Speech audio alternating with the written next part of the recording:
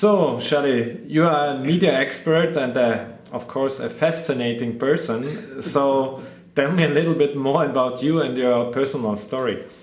My story is really simplistic. I'm a composer-producer for music or advertising who came up with a whole bunch of technologies for digital audio workstations and digital video workstations, and ultimately patented a few interactive television ideas.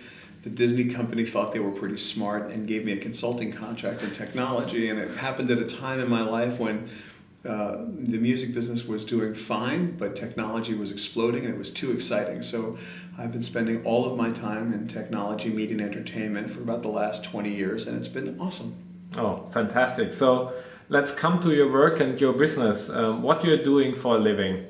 So what I do for a living is I write some books. My latest one is called Digital Wisdom, Thought Leadership for a Connected World, which is available wherever fine books are sold. I also have a national radio show in the United States called Shelly Palmer Digital Living Daily. I have a television show on Fox Television in the United States called Shelly Palmer Digital Living. I have a daily blog you can subscribe to. It's an email list. There are over 600,000 subscribers and it's free. You can go to shellypalmer.com and get that. And what we mostly do is we talk about what is happening in the world right now, and more important than that, what's about to happen. And so we deal with the nexus of technology, media, and entertainment. The way to think about it is if you made a box that had content, hardware, software, and brands in the corner, all the things that would go in the middle of that box between content, hardware, software, and brands, that's where we concentrate our time. We work with very big brands and very big media companies and try to help them understand what it's like now that we're becoming more and more connected. And our little motto is helping you succeed in a connected world. Perfect, perfect. Related to the digital business, Shelly, which people and companies inspire you and why? You know, that's a very interesting question. When it comes to personal inspiration, what gets me excited, what actually inspires me are people who are lifelong students. Mm-hmm. And where you find companies where everybody is always trying to constantly reinvent and everybody is feeling like they don't have the answer, but they think they know the questions. The striving for the right questions and then relentlessly pursuing self-knowledge, to me, those are the most inspiring people and the most inspiring companies. And they happen everywhere. They're the names you know. Google, of course, being one of the most innovative companies. Facebook, say what you will about Mark Zuckerberg, that is an innovative group of people out there. I even like what Marissa Mayer is doing at Yahoo. I think she's trying really hard to reinvent that product company.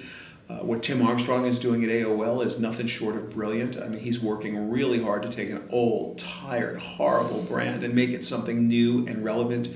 And they're doing that by just trying to learn every day what people want, how they want to do their business, and it excites me. That gets me excited. Yes, at the moment, what are you excited about or interested? The thing that flat out has my undivided attention is the entire field of augmented reality, but much more importantly, what I call exo-digitally enhanced humans.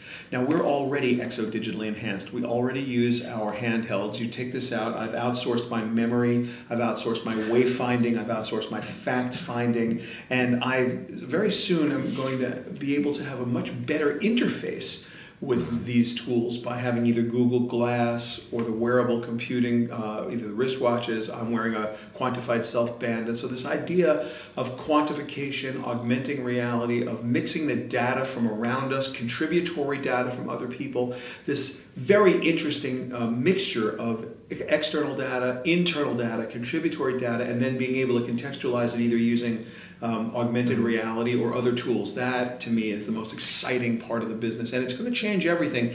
People think it's years away. It isn't years away. It's a year or two away. Google Glass will come to the marketplace in a few weeks, and the technology is already in. This is a Motorola Droid Max. It already has the technology for Google Glass in it. Yeah. And so this is the ancestral DNA of the future, and it's very exciting to me. Yeah.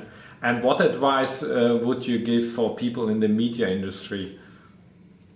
Go forth unafraid. Stop protecting what you have and start thinking about what you're going to have. My advice to everybody is inject yourself in the process without prejudice to what you think you have to do. Everybody comes to this party and they believe they know what's right for the future. Admit that you don't know. Understand that there's too many different ways to do everything now, and you need to have a very open mind. I think closed-mindedness is the scariest thing. Protecting what you have. Oh, we're making money here. I don't want to give away my stuff. Yeah, I get all that. But you're on the wrong side of history. The whole value chain is changing slightly, and the way we get paid is going to change. What people consider important and valuable is changing in front of our very eyes. What people have access to. What does it mean to own something in 2014 when it's already in the cloud? Is it a legal cloud, an illegal cloud, your friend's cloud? We don't have any way of understanding that until you get into it. So get into it. That's my advice. Just get into it. Okay, as you see it, what are the key factors of success in the digital world, and how important is the business model? There's only there are three business models, actually only three. I pay, you pay, and someone else pays.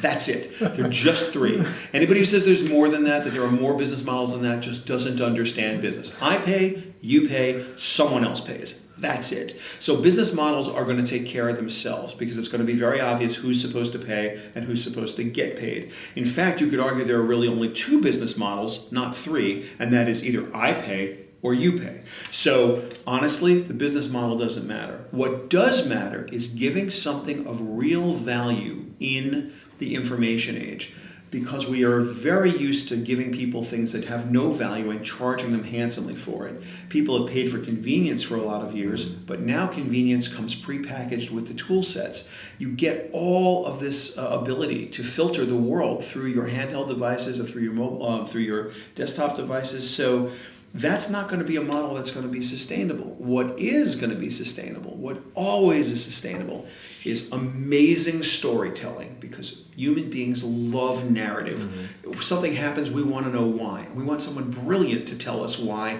and we want to love the story. The better the story, the more comfortable we are with it. That's important. So success in the future is the same as success in the past. Write a great story, and the rest of it will take care of itself. And the second most important component of success is you must give great value, because people do not have time for you, and their filters are so good now that if they don't want you, you're gone. Yes. What do you think are the major differences between the European and the market in the US? Well, the major difference is that in Europe, you guys have better food. You guys have older stuff that's more fun, more history. People know how to live in Europe culturally differently than they know how to live in the United States. Even eating is an art form here. People, I think, in the United States live to work. Here in Europe, you seem to work to live. There's a very big difference between the cultures in continental Europe and in the United States. And so I would argue that in America, it's not that there's more competition, it's that people are insanely they're just workaholics. Yeah. Or they're not. I mean, there's like one or the other. Like there's complete slackers and then there's crazy workaholics. People I know in Europe have a much more balanced life and a much more balanced lifestyle. And the value systems here, the way people tend to live their lives, have a dramatic impact on the way commerce occurs. In the United States, lowest price is always going to win.